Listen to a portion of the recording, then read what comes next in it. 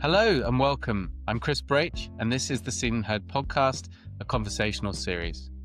I am an emotional health and leadership coach and co-founder of the not-for-profit Seen and Heard, which supports those seeking healing, connection, and systemic change. My vision is to move myself and the world around me towards connection and compassion. And each week, I will connect with amazing guests who are on their journey to bring about meaningful change in their own lives and the world around them. Thanks for being here. Let's get started. Welcome, everybody, to the Seen and Heard Podcast, a conversational series. Today, I've got the great honour of being joined by Volker and David. David Pawsey and Volker Ballueder are the voices behind the podcast Man Up, Man Down. David is a father and husband working as a copywriter and marketing consultant who lives with ADHD and autism. Volker is also a father, husband, leadership coach, sales consultant, therapist, and mindfulness teacher.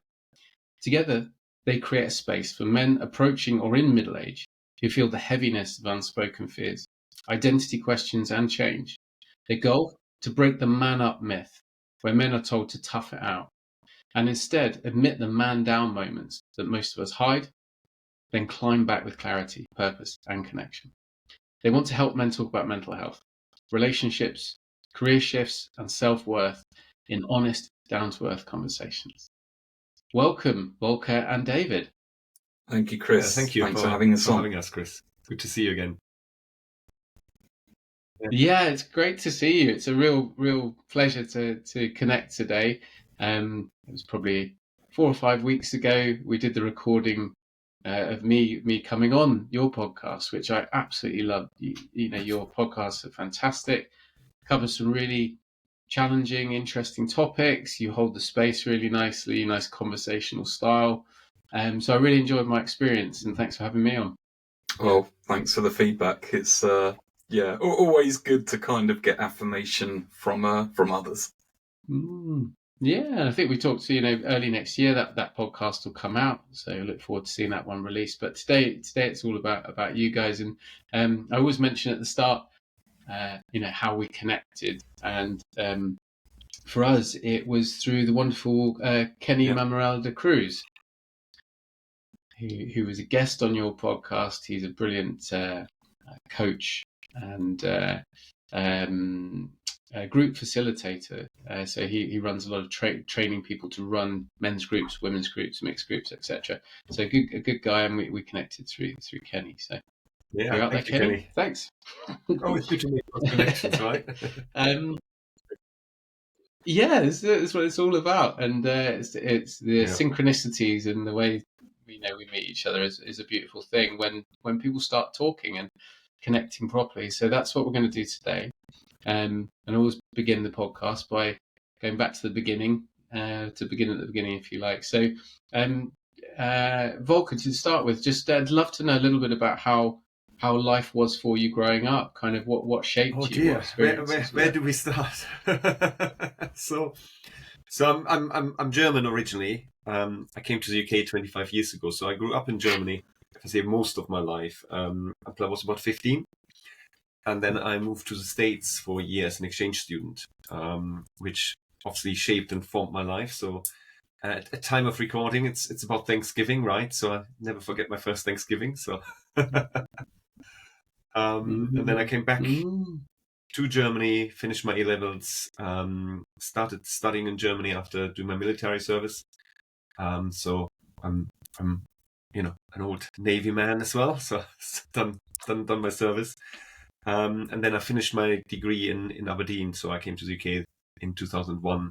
So I finished my degree as an MBA and Bachelor of Engineering, Mechanical Engineering with Management. So that kind of, it's my upbringing. So if I say typical German, if I say Germans are known for being direct, being organized, and sometimes quite, if I say black and white, right? So there isn't much wiggle room. So I think I learned that as I came to the UK. So as a classic example, I like to use, when I first came to the UK, there was if I say a zebra crossing, or like traffic lights, and you don't jaywalk in the UK, right? You don't cross a light, it's a red light, and in Germany you don't, because I think you get fined €10 or €20 by now. Whilst in the UK, everyone just walks if there's no car, because that makes sense. And I guess that's something I learned, right? Germany's rules are the rules, and that's what you obey of. Even 3 o'clock in the morning, there's no car coming, you don't cross the road. UK is different, so definitely feel more home here. Well, thanks for sharing that, Volker. Yeah, it's those little cultural eccentricities that sort of makes the world an interesting place. But really hearing that you travelled, you lived in the States, you'd studied there, and so you had experience by that point of Germany, the States, and UK. And what was your family of origin like? How were things growing up for you? You say typical German, but what was the sort of energies, personalities? Good question. How deep do we want to go this morning? So. It's the Seen and Heard podcast. So my dad was a teacher, a principal. So again, it was very rule driven, which I think is very typical for the generation. So my parents are both born, during the war. So you don't spoil food. You don't break the rules. You're always friendly. So I wouldn't have said that I had a strict upbringing, but very high morale and values in terms of how I had to behave. My mum was, if I say, classic stay-at-home mum. So I have an older brother. So being, if I say, once he was born, she gave up her job to look after the family. So there was always lunch there at 1 o'clock after school. So school in Germany finishes at 1 o'clock. So you always had homemade lunch and homemade dinner, and so there wasn't a lot of extravagant lifestyle or anything like that. So it was all how do I best describe it? It was all very very down to earth, very there wasn't that it was very much middle class, very very much so, and always playing by the rules. So I definitely grew up with that. No, thank you for sharing that. Yeah, I'm fascinated. When you said that school finishes at 1, of the Seen and Heard podcast, we work a lot with schools, with education system. My background's boarding school, where you're there 7 days a week. The day starts at 7 o'clock, it finishes at 9 o'clock. Your timetable to death. So finishes school at 1 o'clock. Okay, I mean, just a little bit around the German education system. What do you do in the afternoons? To me, I'm like, that's a half day. So what's going on? To be honest, I'm trying to remember when we actually started, but I want to think that the first lesson started at 7:55. So we started early. Okay. We had a break, breakfast break around about, I think, 9:30 from memory. Then we had another break around 11, and then school finished at 1. That's all we knew, right? So I mean, I lived about 5 minutes walk to school, so that was handy. So I was actually home at 1. You had lunch 2 o'clock ish. You're done, and you would just play and do your homework. So if I compare to my kids, and I might be wrong because they might not do the homework, but I had a lot more homework to do. So I probably spent a good hour, 2 hours each day doing homework. As I say, my dad was a teacher, so he was home for lunch as well most days. But then he would always be sitting at his desk from 2 o'clock until 6 o'clock, until dinner time. Often we had a coffee and cake break around about 4 o'clock. So again, very very typical German. So that's what happened. When I first grew up in Germany, so in the first years in Germany, we still had classes on a Saturday as well. So we used to have 4 sessions, two double sessions on a Saturday from 9 till 12 or so, which meant it stopped. I want to say when I was coming back from America, maybe when I was 14, 15, they stopped having Saturday classes, which then meant some classes had to move into the afternoon just to fulfill the curriculum. And some different school systems would have had afternoon classes as well, at least 2 or 3 times a week. But I think most schools, I mean, I don't know anymore, but I think most schools still finish around lunchtime. Oh, thank you. It's fascinating just to Yeah. hear how it's done in different parts of the world, and thank you for sharing a bit of that. And and David, I'd love to just extend that to over to you now as a question. Just how things were. What was the family like? What was life like? Again, how much time have you got? But I'll just have to say, like, thanks for asking those questions. I've learned a bit more about Volker that I didn't know. Yeah, so I mean, I guess for me, my childhood was my parents divorced when I was 7, so I guess it's always kind of felt like pre-divorce and post-divorce. And sort of hearing about Volker's sort of upbringing, it sort of made me think that so where we lived was a town called Brightlingsea, which is just outside Colchester. It's sort of like not a seaside town, like an estuary town. So I remember sort of, when I first went to school, like in the summer after school, we'd go sort of straight down to the beach hut. My grandparents lived there. So yeah, it just felt like a sort of very idyllic sort of upbringing. Also, I remember like my first primary school sort of closed down. I mean, there was a primary school, and then there was an infant and a junior school. So the primary school closed down, and one of my sort of memories from that was playing I'm doing a play of the Three Little Pigs, and I was the pig that built the house of bricks. So that's sort of like one of my like earliest memories. And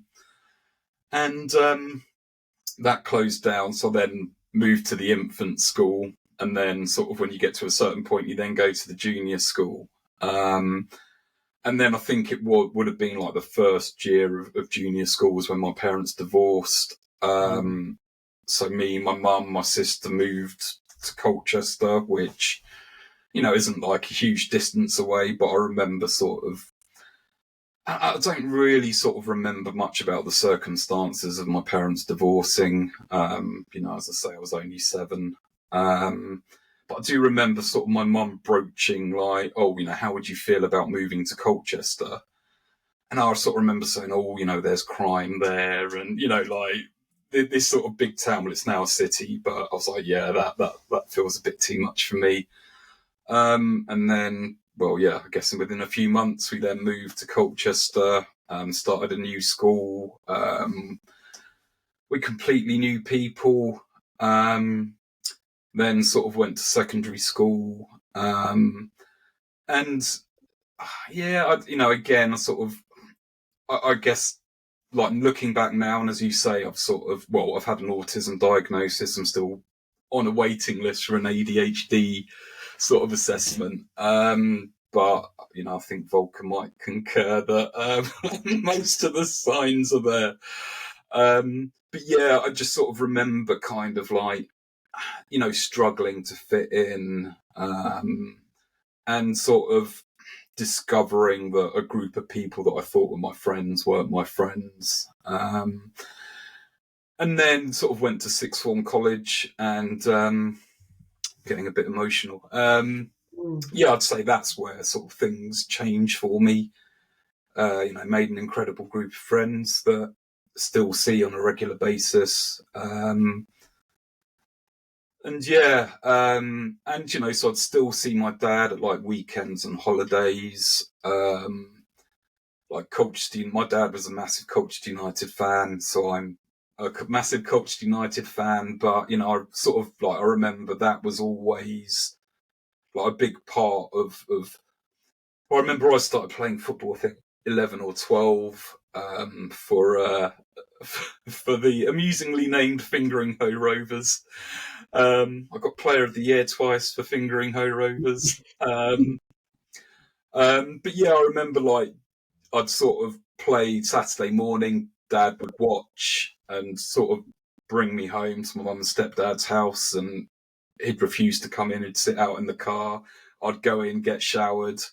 Then we'd get in the car, go to my pick up some fish and chips, go to my grandma's house, watched Saint and Greavesy. I don't know if you remember watching that, Chris. I know Volker won't know what I'm talking about, but it was like a famous sort of football show at the time that was on around lunchtime. We'd watch that, eat our fish and chips, and then go up to Layer Road, the hallowed ground, to watch Colchester United. And yeah, I mean, like, as I say, sort of went to sixth form college, and then I guess my interest in football started to dwindle, got more into music. I did a lot of drama. And I guess, that sort of felt like my sort of escape, my, comfort blanket almost, I think it was that thing of like, I can be somebody else, and yeah, sort of got into music, was in a band, I'd say one of the biggest bands in Colchester, but perhaps not as famous as Blur. But yeah, and then sort of when I got to 18, I guess I didn't really know what I wanted to do, but I knew that I, wanted to move out of the house. So got a place at Kingston University. Probably didn't do as well in my A-levels as I could have done, but as I say, I was sort of was finding new interests at that time, finding myself, and yeah, I guess. Well, that's it.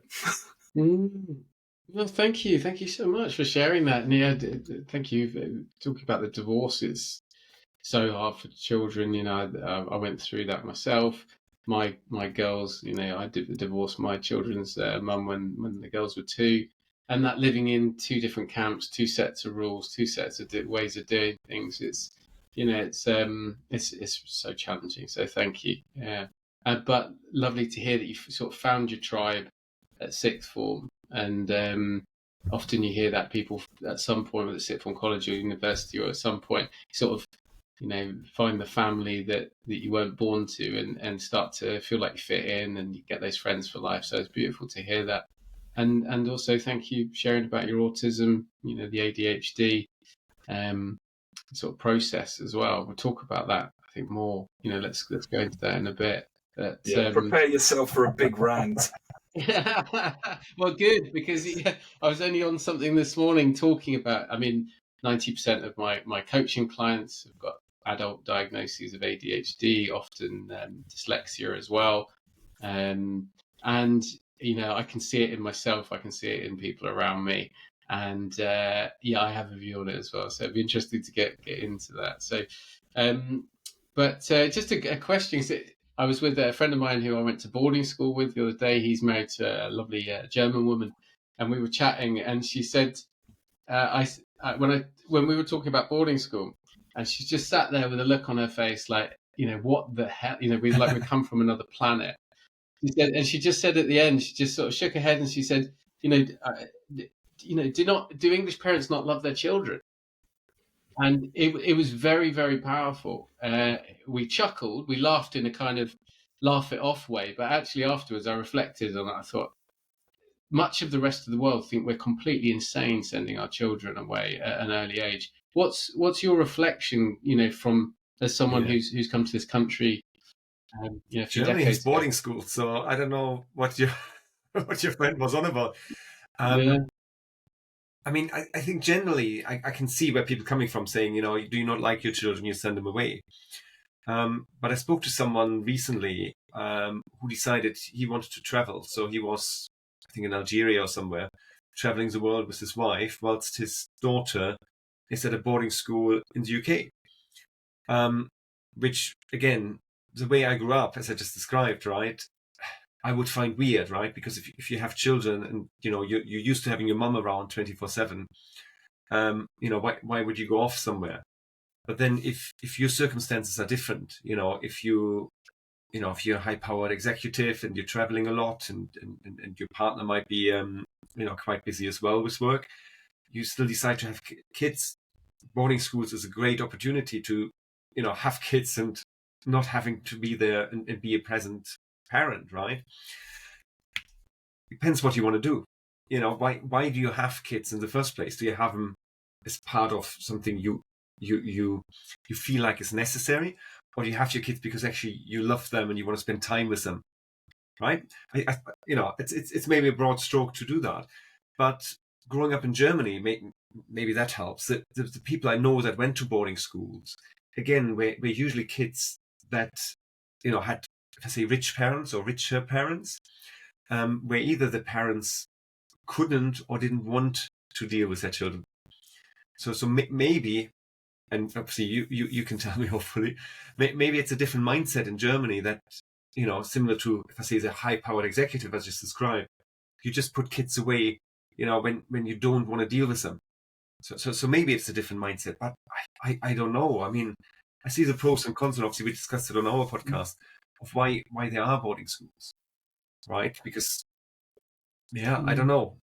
I personally wouldn't have wanted to be away from my parents. Personal. But if I didn't know differently and my parents had said, off you go, Volker, you go to boarding school, and that would have been it. Right? I mean, why would I question this as a child?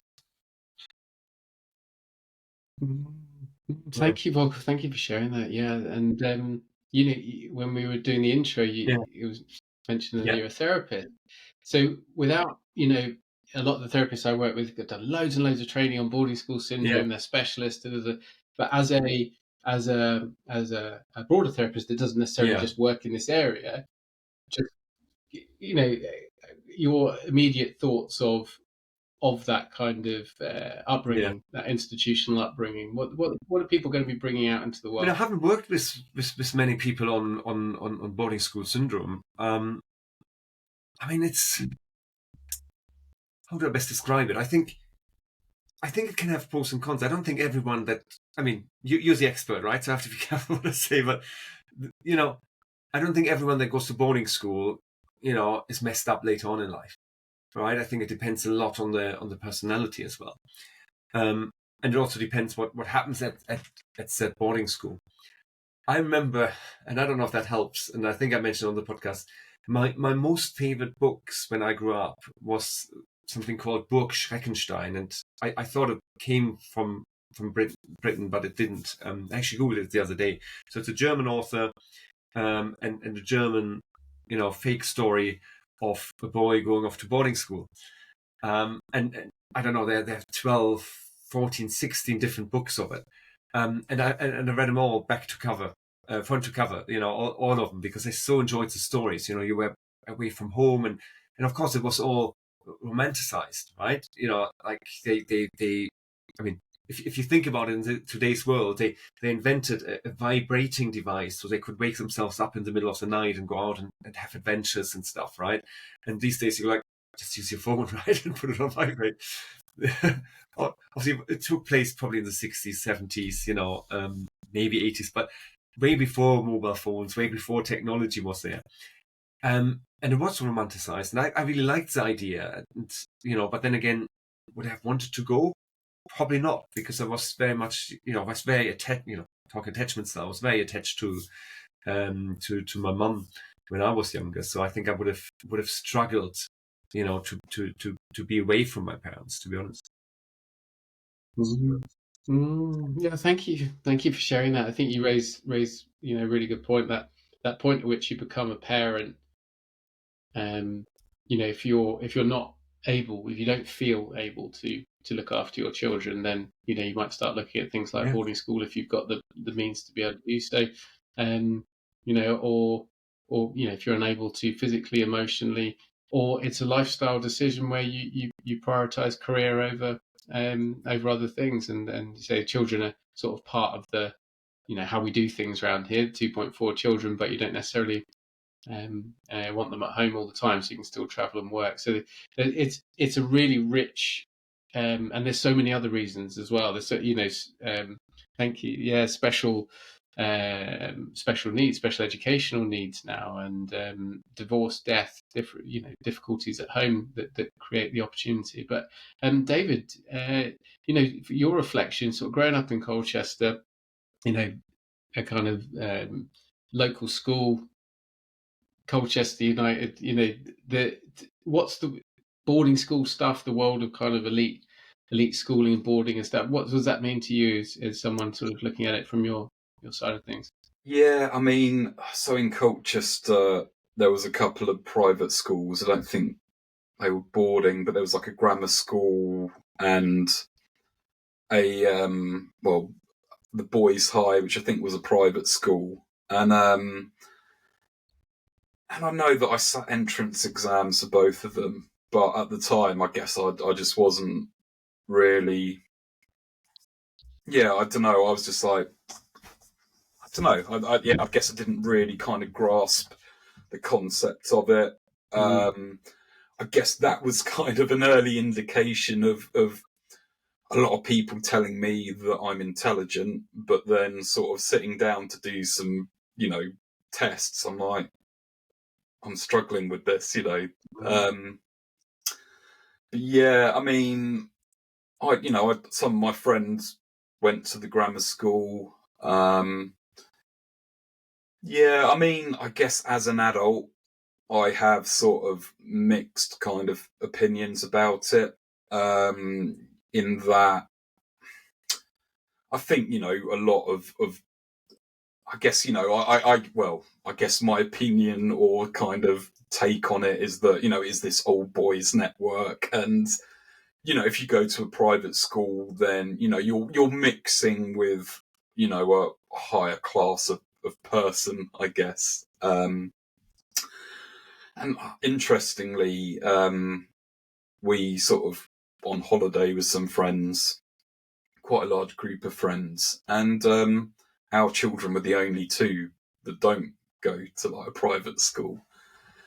And I guess that was sort of like the first. I mean, it's not like, I guess we're in a financial position where it has been a conversation. But I mean, I've got a friend whose children do go to a private school, and I remember him sort of saying, well, that's a non-negotiable for my wife, as in she went to private school, and it's kind of the expectation almost. Well, one of my wife's friends, I guess, well, did sort of entrance exams. I don't know if it was a boarding school, but for a private school, she got in, and then basically spent her entire school life being told that, that she wasn't the same as everyone else, and because she had the intellect but didn't have the financial weight. And I know that that's sort of something that she like struggled with.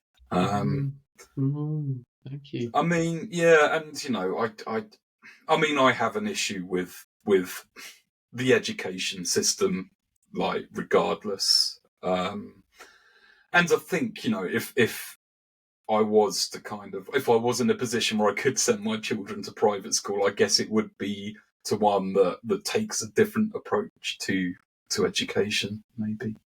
Beautiful. Thank you for sharing. Yeah, it's really important to get your reflections. Both of you, thank you for following me down that little path, because to say this podcast speaks to so many people who it's their life, it's their life's work, etc. I just find it very refreshing to hear from people who aren't immersed in it all the time and just get that view. So thanks. You mentioned their education system, so I'm gonna open that door for a few minutes for us just to hear your thoughts on it, both of you. I mean, starting with you, David, what's wrong? What needs to change? I mean, so I'll sort of give my example. I think my daughter was in year 9.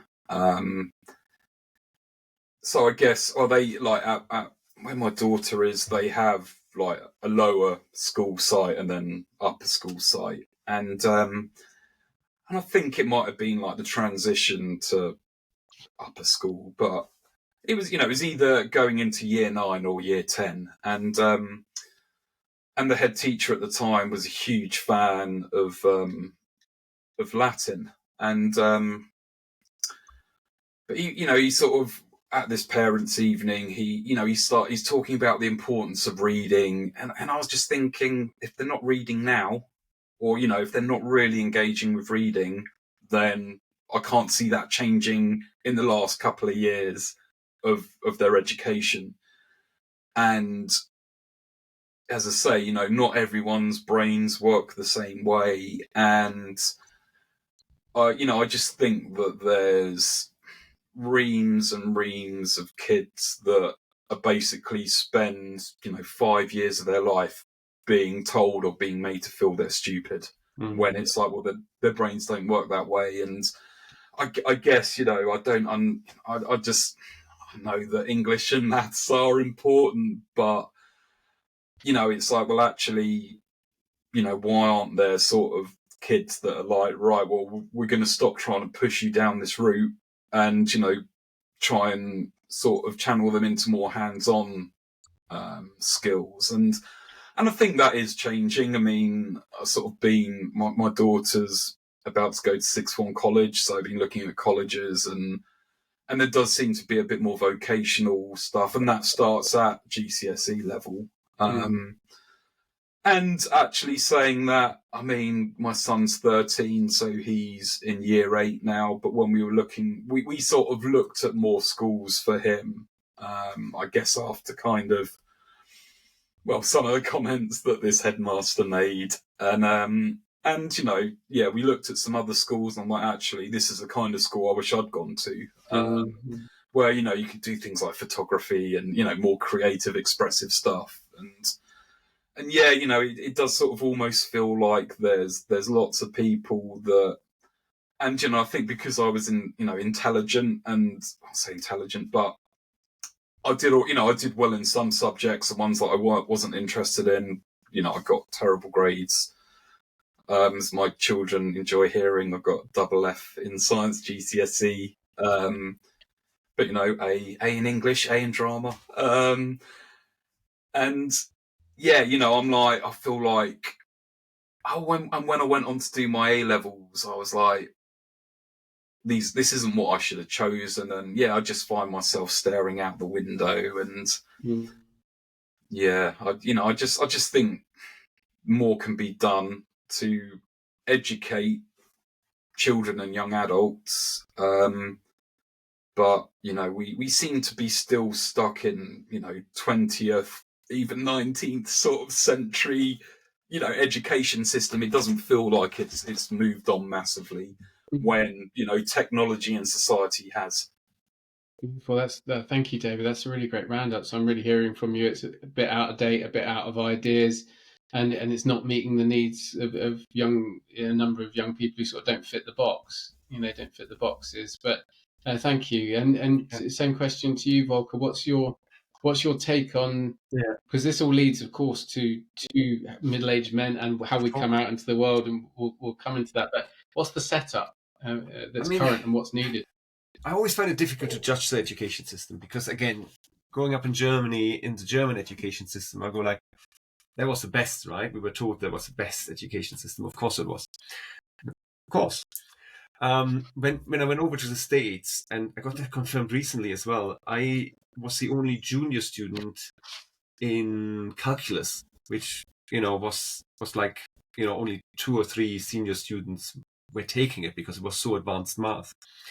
And someone else told me the other day that in America they now, you know, they I think, if I say basically the highest level in math is what everyone can achieve, so no one falls behind, which means you kind of lower your standards overall. I don't know if that's true, by the way. I can't verify it, but I found it very interesting and telling. The UK education system, I only know through my own kids, and having one child that just kind of like did his GCSEs fine. He's now doing his A levels, which I think is great, that A levels are a lot more specialized, so you can choose what you're actually interested in. So I find that, you know, good. But then what David says, I echo that. My youngest is neurodiverse, so square peg and round holes, and the support is appalling, right? Really good offset reports for the school, but, you know, unless your child is, if I say, has lots of problems, you know, you don't get support. So if your child is kind of like in between, needs a little bit support, but, you know, we can probably drag him through, right, with really low grades. Like, who are we helping here, right? The off the Ofcom report, or do we do we help the child?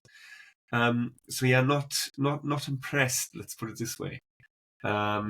So hence, I totally understand why people send their kids off to private schools, right? Whether that is boarding or not boarding, right? Because you know, if you pay, you can demand more. But that's not how education should work, in my opinion. Right? I think, in most people's opinion. The university system, on the other hand, I think in the UK is very, very good, right? I mean, obviously we're well known for our great universities, and I got good university degrees, so I love that bit. Yeah, thank you, and thank you for sharing about your family, and wishing your kids, well, whatever they're up to. So I did a podcast yesterday with someone who'd written a book on emotional intelligence, teaching emotional intelligence in schools, and so we talked a bit about education. We're coming on to sort of mental health now. Really, we're moving through not only your journeys with it, but the podcast and what you start to explore. There seems to be a missing link in that we pour information into children's heads, and we put them through exam systems, and they get grades and Ofsted reports and blah blah blah blah blah. There's not really any teaching anyone to be a human being in any of that. There's some socialization stuff. There's learning to work under pressure and all these sort of good things. But they tend to strive for this sort of independent academic view, whereas we're an interdependent, connected sort of species. So, just David, what's your reflections on the middle-aged men that are within your sphere, your podcast, what are they missing in emotional intelligence? What have they not been given in their lives? That's a big question. I think it's a lot of the cliches, survival of the fittest, work hard and the results come, and and I think, I was watching Landman. It's a TV drama about the oil industry in the US. It's got Billy Bob Thornton is the main character, and the most recent episode, there was this incredible scene where him and his son, they've just been to see Billy Bob Thornton's father, and his mum's died, and basically they're in the car, and it's this really powerful scene where Billy Bob Thornton obviously opens up more than he's ever opened up to his son, but he basically says, I wasn't equipped to be a father to a son, and then sort of talks about his childhood and the massive thing. It's the blueprint we have is kind of what we learn from our parents, and it's when you delve into, we did this incredible episode which relate back to a lot. This guy Steve Core, his mum died when he was young. His dad met a new woman, and basically when he was 13, his stepmom said to his dad, well, it's either me or Steve. So his dad basically sent him off, and went on, became a success, but sort of got to a point, middle age, and went through some issues, and as a result, he sort of sought his dad out and fixed it. He's done this TED talk, how I fixed it with my father, but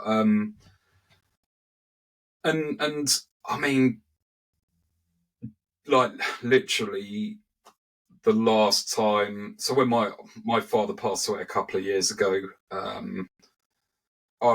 had a very sort of traumatic 48 hours with him. I was first responder. As I say, I work in content, marketing content, not in nursing. And so, you know, like basically he was in and out of lucid thought, to the extent at one point he was talking to me as though I was his father, which opened up a lot of things. But the time that I saw him before that was literally the day after we'd recorded this episode.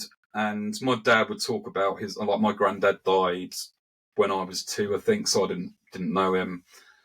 But my dad would talk about his mum, my grandma, a lot. And, you know, I knew her, she died, I think, when I was in my early 20s. But, you know, so I grew up with her. And you know, I was like, wow, Dad didn't really talk about Granddad much. And so I sort of asked him a few things. And yeah, and I was like, oh, right, that gave me like a huge insight into Dad's sort of psychological makeup. And again, you know, like obviously a man that grew up in a time when, yeah, you don't really express your feelings and you button it down. And I've gone on a bit of a ramble. I don't know, and I've forgotten what the question was. But you know, I think we sort of midlife. We get to a point where I guess it's like the thing that you were told would bring you success, or you know, that's how you get through life. Whether that's being Mr. Nice Guy or being, you know, aggressive and, you know, sort of not taking other people's feelings into consideration. You sort of get to a certain point, you're like, oh, either that's not working, or actually, is there another way? And there's like another story that I once heard about this guy, like went to his mother-in-law's for dinner, and she sort of cut off the end of this like joint of roast pork. And his partner would do it. And then he went to his mother-in-law's and she'd do it as well. And he said to his wife, well, why do you do this? And she's like, well, I don't know, mum always did it. And then so he asked his mother-in-law and she's like, well, I don't know, but my mum always used to do it. And then basically it turned out that the reason that the grandmother did it was because they had a small oven, so they couldn't physically get the piece of meat in. But, you know, their conditioning was you always cut off the end of the meat. And they just assumed that it meant that it cooked better or something. And yeah, I think, you know, in midlife, we kind of discover that what we thought was right isn't necessarily right. So I hope that kind of answers your question. Yeah, thank you. Thank you for sharing your reflections. Yeah, yes, I'm hearing that, you know, start to question things. Particularly, it tends to be a physical or emotional health challenge, a relationship breakdown, something at work, or, you know, ill health of parents, etc. But, you know, it brings people, men and women, to therapy to look at their lives in droves. So coming over to you, Volker, obviously you work in this area as well as some of the other things you do, and the podcast is all about this. I won't call it midlife crisis, but this midlife transformation. Beautiful, yeah. Go from there. Transformation. I mean, you started with emotional intelligence. So I'm trained in emotional intelligence and assessing emotional intelligence, which is highly fascinating to do that with experienced men, women, you know, all sorts of gender, basically. So to answer your first question, I think self-awareness is still not as, if I say, as prevalent as it should be within middle-aged men or generally. And then the social aspect, you know, that David mentioned, right? There's an anecdote. I think it was a wedding where the girlfriend of a friend of mine said, when you guys meet, do you ever ask for the family, or do you just ask, you know, how work is? And we often, you know, and I'm not saying all men, but we often just live in our own little world, and we don't go beyond and actually making social conversations. And I think it gets better as we get older, because we realize there's more to life than just us, you know, and you know, maybe work. Because I think we're still in a generation where a lot of men define themselves by work, you know, as being, you know, as a typical breadwinner, it's changing, right? I see it in the younger generation, and a lot of men that get to their midlife, they reflect. I started reading a really interesting book, Wintering, by whatever her name was now, Kay or something. I think her last name is. About the space you have to winter, to see what's happening, what's going on, and you come out of it and you have new energy, and I mean, I only started it, but it's a little bit like that. I think we go into these phases in life, and I think around about midlife is a big phase where we evaluate, where are we achieving what we set out to achieve? Are the rules we were given the right rules, right? Is having a job, being successful in our career actually what we want to do?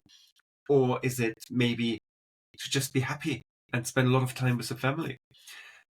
So I had a client the other day, a coaching client, and he says, it feels off to be at home more. I have this really successful consulting career. I was on the road all the time, but now my kids are young. I'm now a project manager within the same company, so I have more time for the kids. But what do others think about me? So where's the locus of evaluation, right? What do other people think of me, now taking a step back, not doing this high-powered job and spending more time with the family?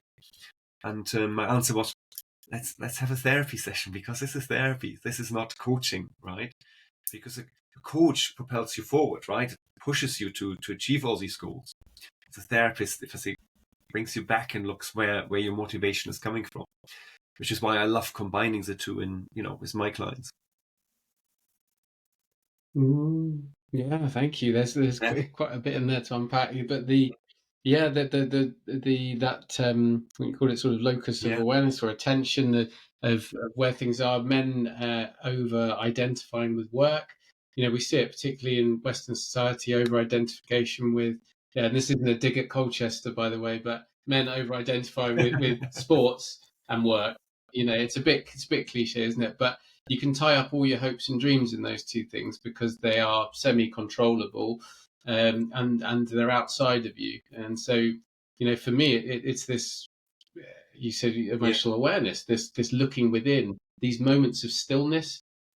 And great leaders. Piers Cross has built a wonderful leadership program called the Compassionate Leader Pathway, and within that, great leaders create moments of stillness. They create space, and most importantly, they lead from within, so they know themselves inside out before they go anywhere near anybody else. Because if you're taking your stuff into an environment as a leader or a manager in your family or whatever, you're going to be making a mess all over the place if you don't know what it is. So I really hear that. So emotional intelligence and having this period of reflection. So you deal predominantly in the podcast with sort of middle-aged man stuff. Anyone can come in on this question, or perhaps one after another, but what are the big topics that come up again and again and again, and what are the forward-thinking ideas to sort of help people through them? Chris, sorry to interrupt. Maybe have you seen I have a hard stop at 11:30? Yeah. Okay. No problem. All right. Sure. Come in here. So in terms of the topics we see, I mean, David mentioned fixing it with our fathers. I think the relationship we have with our parents, as you know from therapy, is still a big one, right? And it is one of the topics we're resolving. But I think the most favorite analogy, and David, please jump in and correct me here, is when Charlie from the Men's Shed said, you can put a lot of blokes right into a room and they wouldn't talk, right? They would feel awkward, not socially intelligent or emotional intelligence, and might say hello, but you put a broken lawnmower in the middle of a shed, he said, and there's opinions flowing, and we should do it this way and that way, and they all gather around and talk. And that's who we are as men, right? And Anita Malster said it so nicely. Men are best to talk when they're walking side by side, as if they're marching into war. when they are, going out to hunt for food, right? This is how we're programmed. We're not the confrontational people that talk to each other, face to face, right? We're walking alongside each other. So there are lots of different themes, if I say, to unpack how men talk, why men talk, and getting men to talk. So these are topics. Once I think, I mean, there's not one theme that is emerging, I find, but again, David, correct me. But it's like from this basic, it's then, all these topics, if I say, it's this ripple effect of, we don't talk about our families, we don't talk about our relationships, we don't talk about emotions, we don't talk about andropause or menopause or erectile dysfunction. We don't go to doctors because, we don't want to talk to someone and burden someone with an illness we might have, right? Or we as the strong ones, we don't want to talk about, weaknesses. And it's this ripple effect that I think comes from the nucleus of, we just don't talk. That's not what we do. We're not programmed to do that. And I think that's for me kind of like the overall theme. But curious what David picked up. Thank you, Volker, and appreciate you've got to jump off. So Okay, please no do worries. go when you need to go. But thank you. Thank you for being here.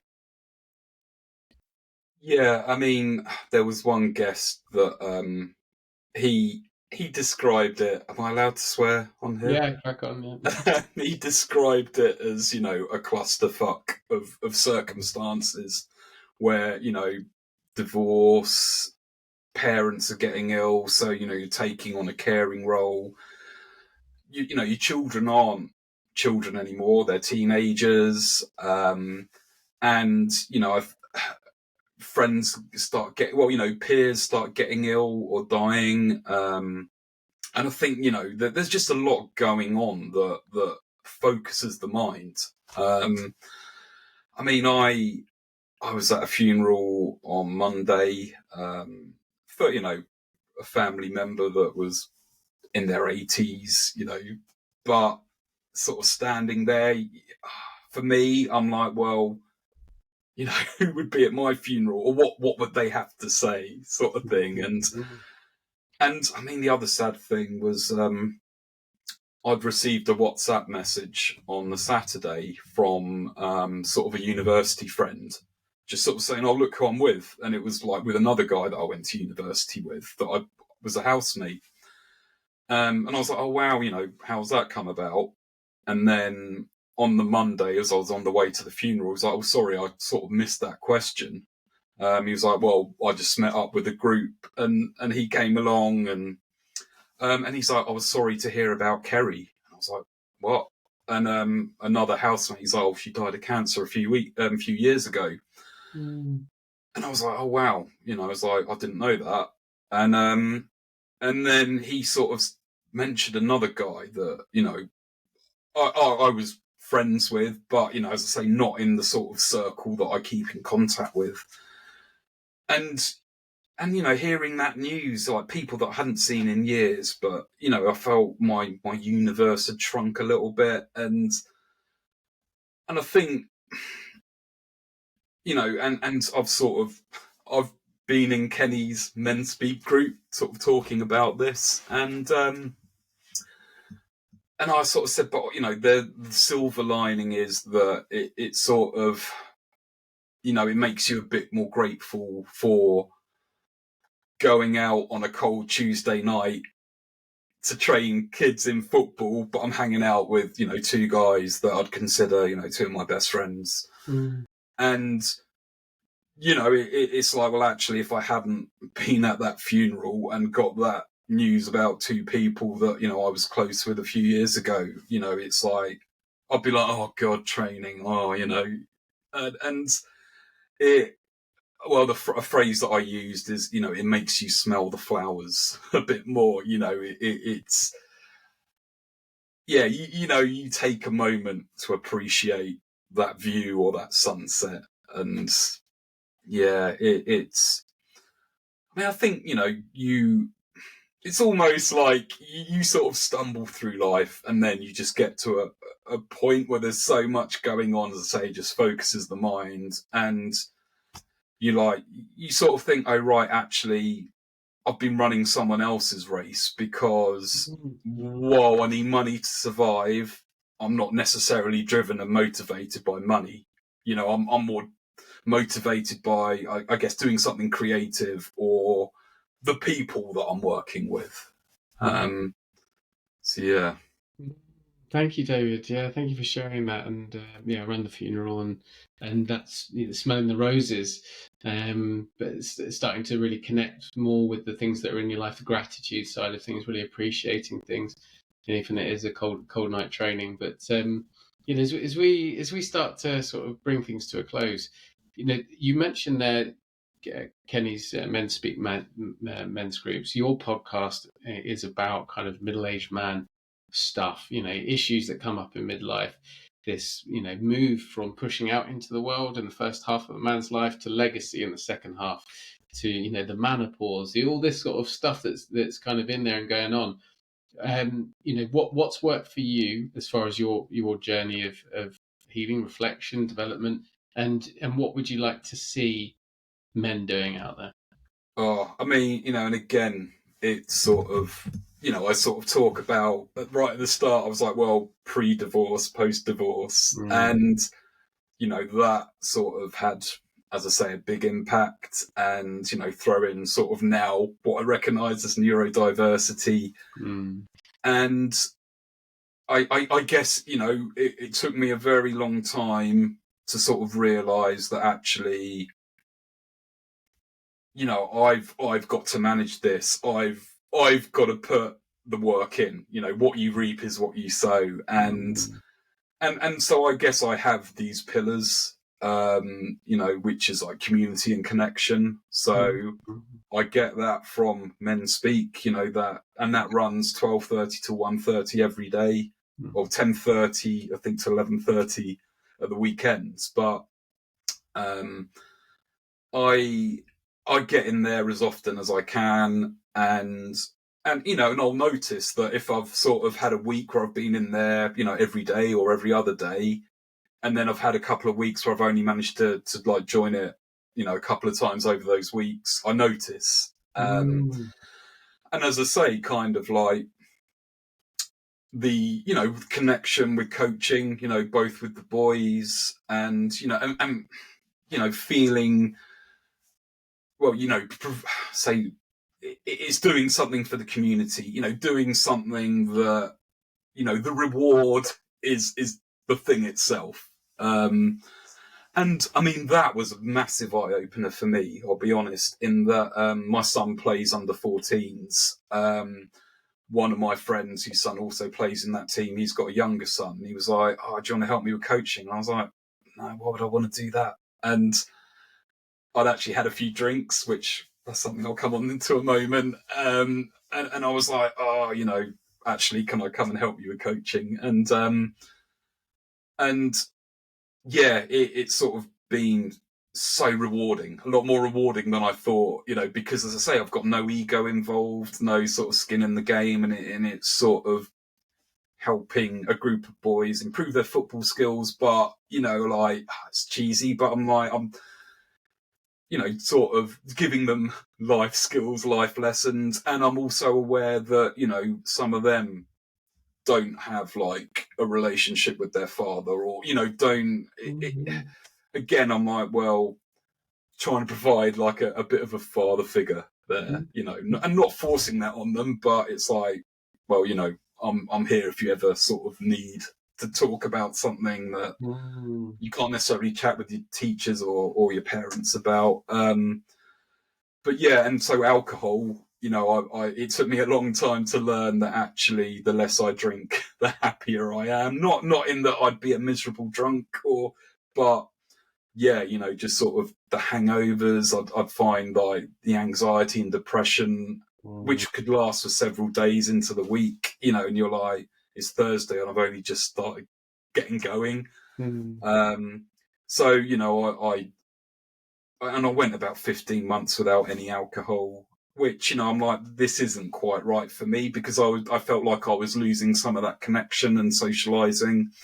So now I'm, you know, I'll drink once a month, you know, but special occasions. And I mean, sort of exercise is, a huge thing for me. And, so swimming, cycling, and sort of one of the things that I'm doing at the moment is cold water swimming. Yeah. And, that just gets the endorphins going. But and again, it's that sort of thing of like, the last thing I want to do is get up at 8 o'clock. Well, sorry, get up, but, get out of the house at 8 o'clock on a Tuesday morning to go and swim in a lake. But it's like, well, I know when and when I don't get up and do it, I'm like, that's not ruined my day, but, it doesn't get it off to a good start. Whereas, as I say, the physical effects of it, but I'm like, oh, I've done that thing that I didn't really want to. And, it's a sense of accomplishment. So it's, I guess, it's always sort of finding, as I sort of started, it's, it is work. It's not easy, but I know that actually when I put the work in, I'm just in, a much better place than. Yeah, thank you, David. So, yeah, just hearing from you there, the importance of exercise, the importance of getting out and doing something. But yeah, hearing mentoring, young boys, being around them, in a coaching capacity. We've lost our rites of passage for young men, and fathers are ever more absent, sadly, even if they're physically present. Often with devices, work, coming home with people, it's hard to get that attention. So yeah, it's going to take evolved, grounded, happy, joyful men in community to sort of bring people through, whether it's scouts or football or teachers at school can make such a huge difference. And then hearing from you as well, the power of connection. When you don't go to those groups, you start to drift, you start to feel disconnected. And I really hear that from a lot of people, men and women, that really connection with nature, connection with yourself, connection with each other. That's primarily what human beings are built for.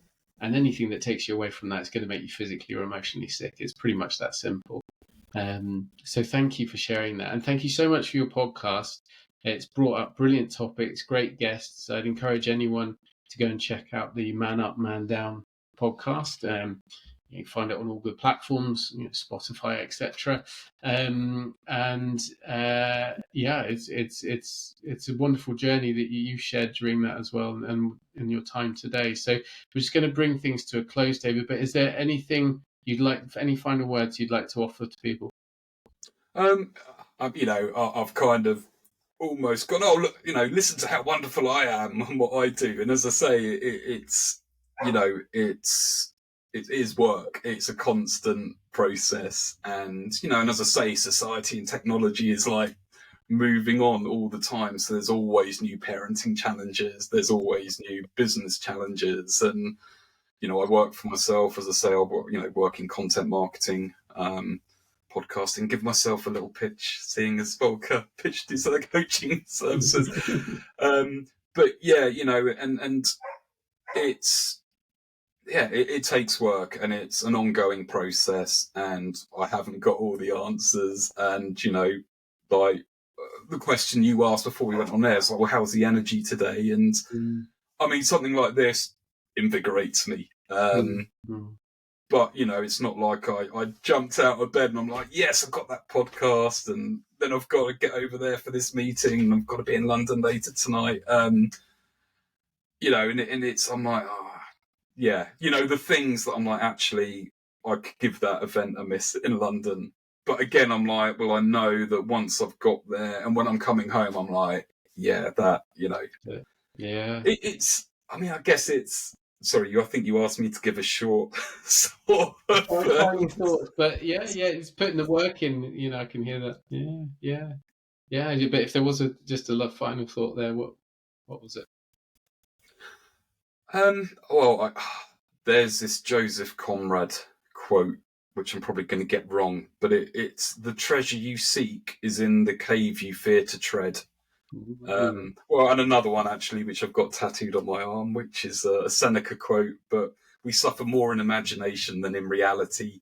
And again, it's like that for me, that's the importance of men speak, is you go what you don't get answers. You go on and talk about something, and then someone will say, "Oh yeah, I had a similar situation," and you always get a different perspective, a different angle. And I think that's if we could all, as humanity, try and see other people's point of view a bit more, see things from other people's perspective, then the world would perhaps be a more positive place. Beautiful. Yeah, what a lovely way to finish, David.